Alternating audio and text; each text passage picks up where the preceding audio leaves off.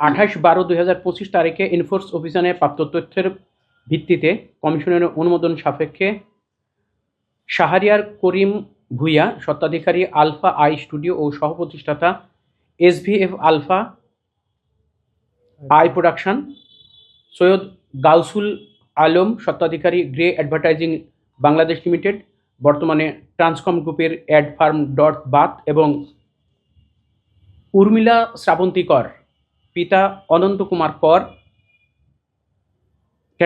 Cantonment board authority, Baridhara ডিওএসএস, 3 জনের বিরুদ্ধে জ্ঞাত আয় বহির্ভূত সম্পদ অর্জন এবং মানি লন্ডারিংয়ের অভিযোগের তথ্য এসেছে কমিশনের হাতে।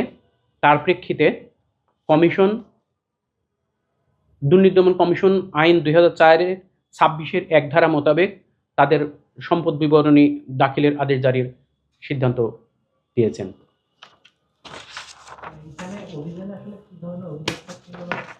তাদের বিরুদ্ধে এই 3 জনের বিরুদ্ধে অভিযোগ জ্ঞাত আয় বহির্ভূত সম্পদ অর্জন এবং মানি লন্ডারিং, মূলত তাদের বিরুদ্ধে মানি লন্ডারিং এর অভিযোগ আছে, মানে বিদেশে অর্থ পাচারের অভিযোগ রয়েছে তাদের বিরুদ্ধে। এবং এই আমাদের গত বছরের ডিসেম্বরের 28 তারিখে এক এনফোর্স অভিযানের প্রেক্ষিতে তাদের প্রাথমিক সত্যতা পাওয়া গেছে। তার প্রেক্ষিতে মূলত তাদের বিরুদ্ধে সম্পদ জারির আদেশ দেওয়া হয়েছে, মানে সম্পদ বিবরণী দাখিলের আদেশ সিদ্ধান্ত নিয়েছে কমিশন।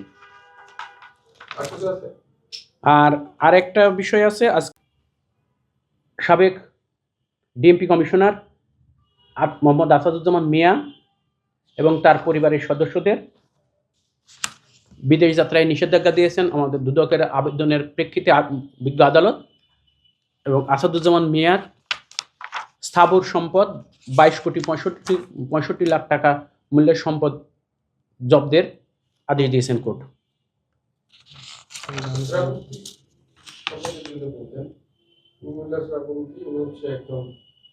অভিনেত্রী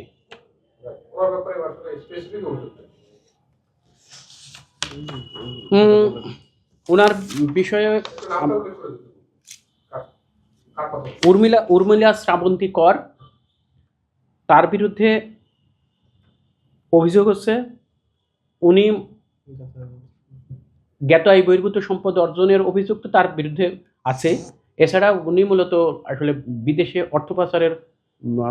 অর্থ পাচার করেছেন, এই ধরনের অভিযোগ আছে দুদকে।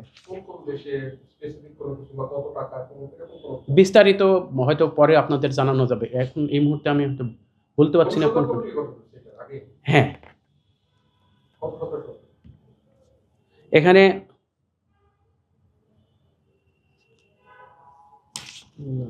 অনুসন্ধানকারীর কর্মকর্তাদের আসলে নাম করা হয়নি, মেনশন করা হয়নি।